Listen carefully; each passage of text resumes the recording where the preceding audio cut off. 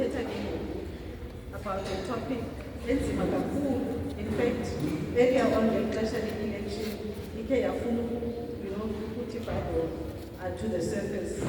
And there is going to be a time when we are going to have those difficult conversations and make firm decisions as the church on those matters. And sitotha ngento ye-LGBTQIA plus community. Siqala with the definition of the acronym. I'm not going to go into that now because it's a church. That definition of the acronym talks about lesbians, gays, bisexuals, queers or questioning, transsexuals, jalonja. And all of that is indicated by because each one of them means a different thing, right? So we need to educate ourselves on these concepts. The issue when it comes to this community is marginalization. But sithetha ke ngokumarginalize abantu sithetha ngokuba abantu siba-exclude sibenze bafilishe into yokuba they don't belong, and we treat them andazi nongathi bazintoni na. So we need to talk about the concept of inclusion. Izolo bendihleli ecangosisters. And there were some young people bebehleli apha ecangwa. One of them was seated right next to me. Kukho omama bebehleli apha front. And I was watching with a sense of disappointment. I'm not going to say but there was this giggling which was just ugly and mean. Just ugly and mean. And I just felt, but this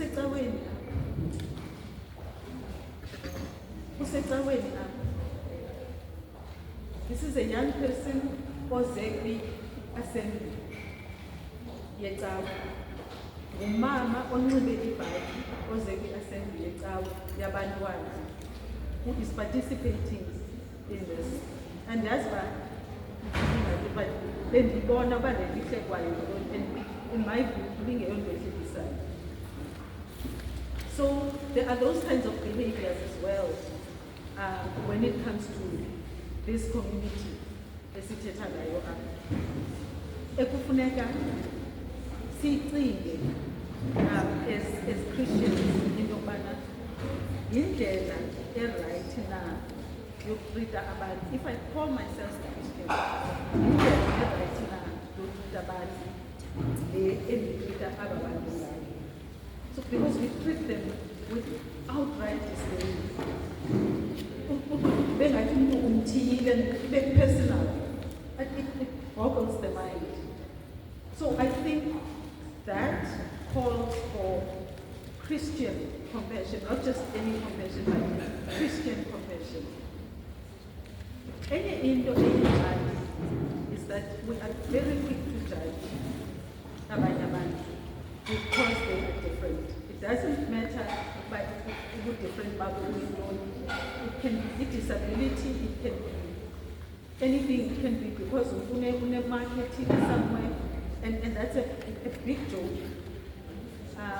Can be because we are good, and we make fun of that. That's not nice. That's very un-Christian-like. In fact, ibangati there's an evil spirit around. It's in Mosha because that service was nice. But yeah, Mosha Ilando, because at some point we were there. And a beggar with disappointment as well, on your face. So when we make these judgments,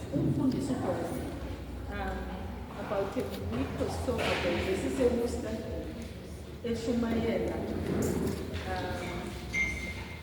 water, and also, encouraging us in the manner uthando noxolo, because of about uxolo.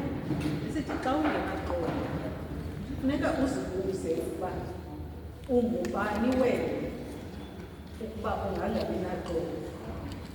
When Christ himself wayenoxolo, when God himself eluxolo, eluthando, who are you? Who am I to judge?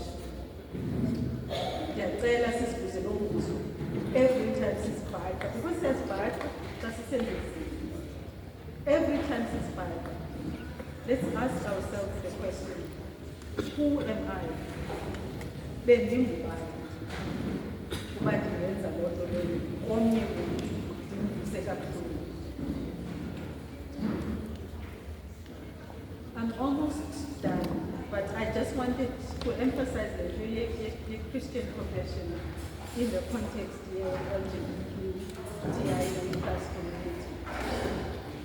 And ndifuna ukuthi, you know, the character yakaThixo is one of compassion, mercy, and love. So as Christians, we are called upon to reflect this in our interactions with others. However much we do not agree with who they are or their choices about their lives. Compassion also presupposes that we acknowledge and understand the feelings, perspectives, and needs of others. So put yourself in the shoes of that person. You know, Bishop Uphindile Mpongoshe, when I was young, I'm a very shy person, but it was it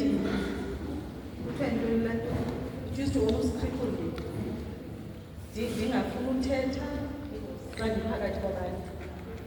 And so we would go to church. That my mom, myself, my sister, my brother, and our cousin. And my sister is more sociable. And I was always with my sister. And people, would come to the two of us, party. And some of them are here. But, oh, they are tired again. I told them, tired again. They come back. I'm 7 years old, 8 years old. And I remember, because it continued for years, and it wasn't just one person, it was a general thing. And it used to upset my father so much. And he would tell me, last week I did not even have time. I did not have time. And so, my sister, I think she was about 10, I was about 12, years ago. My sister turned around and said to me, don't worry, they can never love me while I'm tired. I love you now. And it used to hurt me so much. It still, can't clean it. It still, brings back as our emotions. So put yourself in the other person's shoes. Don't sense a lot, or kind of sense a lot of it. In the manner, if we got in there, jam. Right?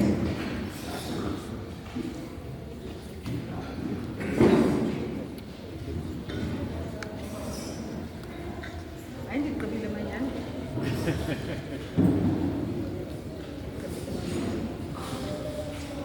So, again, about the compassion.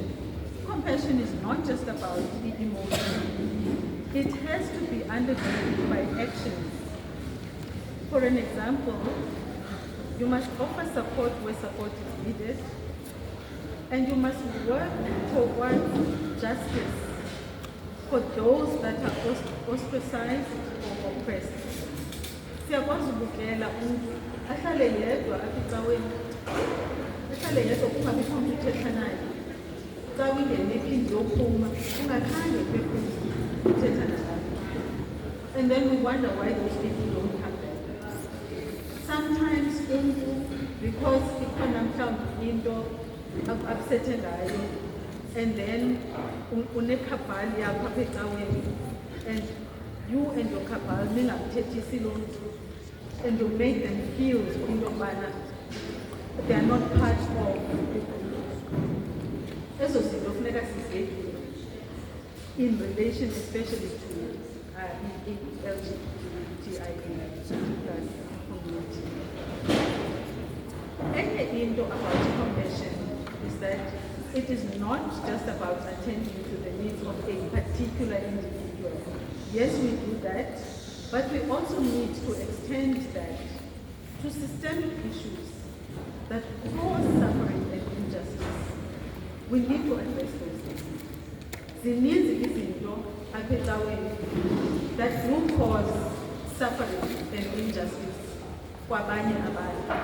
And those things need to be surfaced and addressed. Sibe nenyani, even when izinto are difficult. So, ndizama uku-explaina ke benditshilo mos uba ndizawuexplaina the title yam ithi call to arms, right? The phrase a call to arms is defined in the Cambridge Dictionary as a demand to a group of people to fight against an enemy.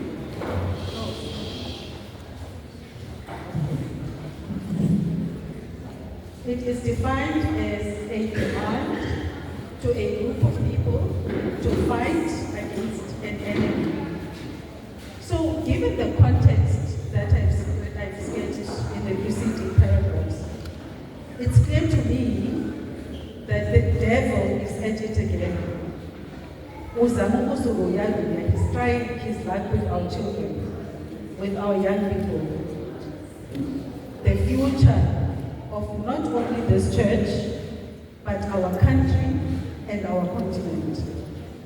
So I would like this address to be remembered as a call to arms to you all, to fight against this enemy that is attacking you, our youth.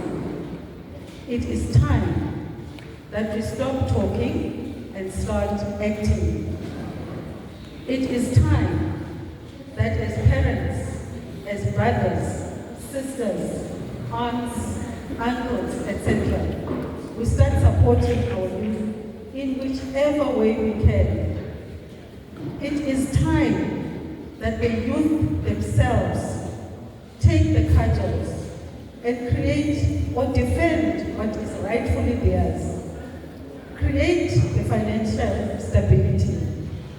Create the loving and stable relationships that you desire. And defend the right of your LGBTQIA+ peers to inclusion and justice. It is time to let those of our children who are different, let us let them be. Let them be. It is time for us to heed the call to arms. It is time. I thank you.